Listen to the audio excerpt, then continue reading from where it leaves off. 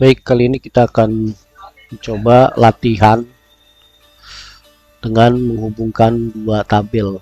Jadi di sini ada tabel data dan di sini nanti tabel transaksi. Untuk menghubungkan dua tabel ini, kita menggunakan fungsi VLOOKUP. Nanti hasilnya seperti ini.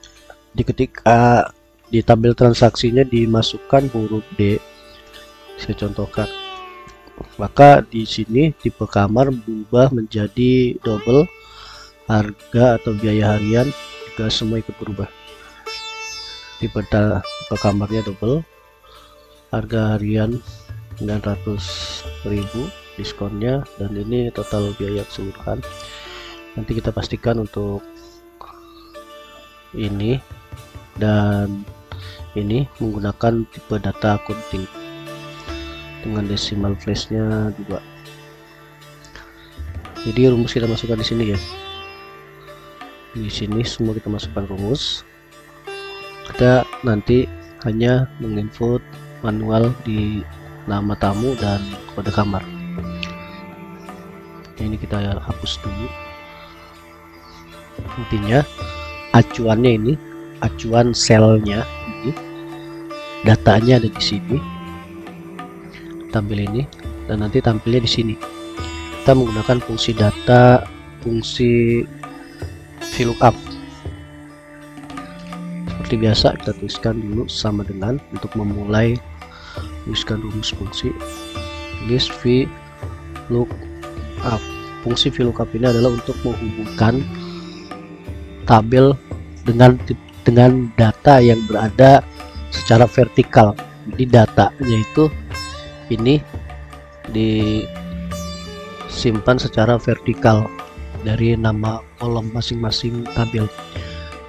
Untuk itu kita menggunakannya fungsi VLOOKUP, menghubungkan tabel yang datanya itu vertikal.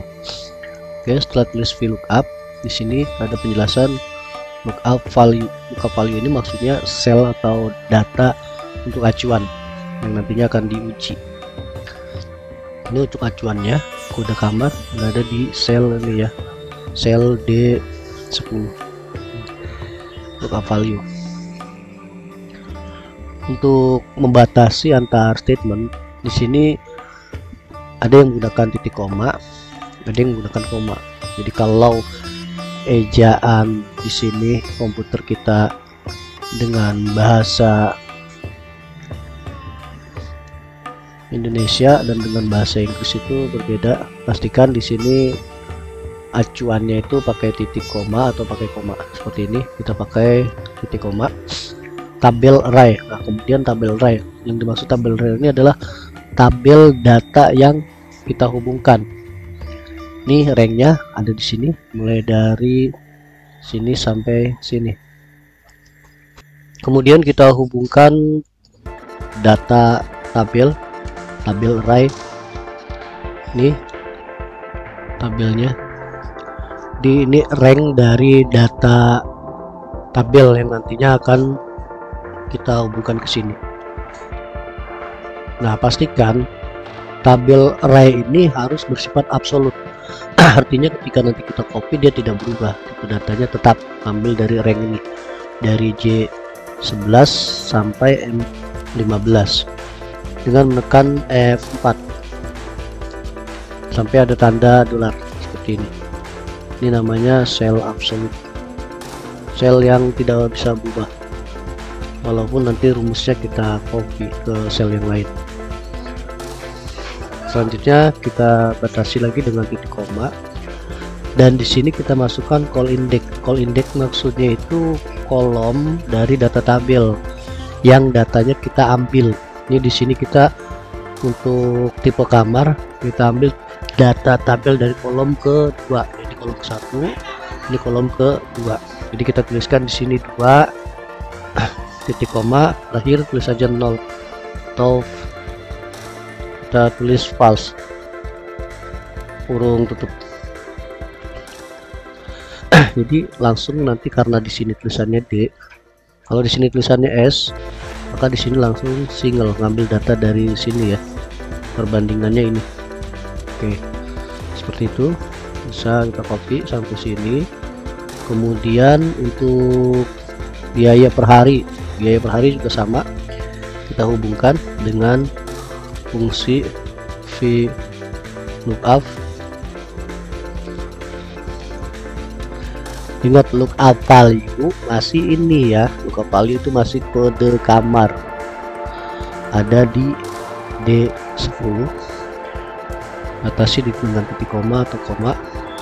Tabel array yang ini rank J11 sampai sel M15.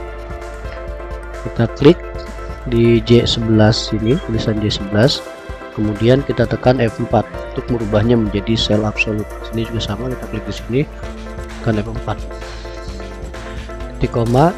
Nah, untuk ini yang membedakan biaya harian itu, call indexnya atau kolom data tabelnya itu berada di kolom ketiga. Ini pertama, kedua, dan ini ketiga. Kalau tadi di per kamar kan kolomnya kedua, sekarang biaya harian ini kolom ketiga, di koma sama terakhir 0, enter. Nah, ini kenapa langsung rupiah, karena tipe datanya kita ubah menjadi tipe data akunting. Oke. Untuk diskon di sini ketentuannya, diskon itu dari call keempat. Oke, sama ya. Kita ulangi lagi, di lookup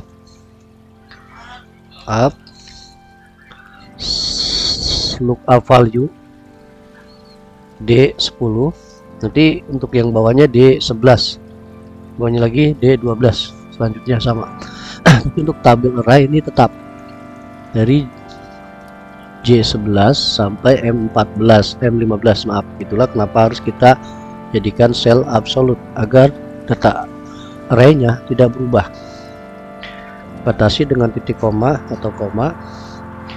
Kolom diskon ada di kolom ke 1, 2, 3, 4, keempat, koma 0, tutup. Oke, jadi karena di sini S, maka di sini tipe kamarnya single, biaya hariannya 750.000, diskonnya 10%, sama dengan ini. Kalau ini kita ubah menjadi F, ini semua langsung berubah ya. Ini berarti family, ini berarti 1.200.000, dan ini diskonnya 20%. Nah, seperti itu. Untuk total biaya langsung saja. Berarti di sini ada kombinasi formula dengan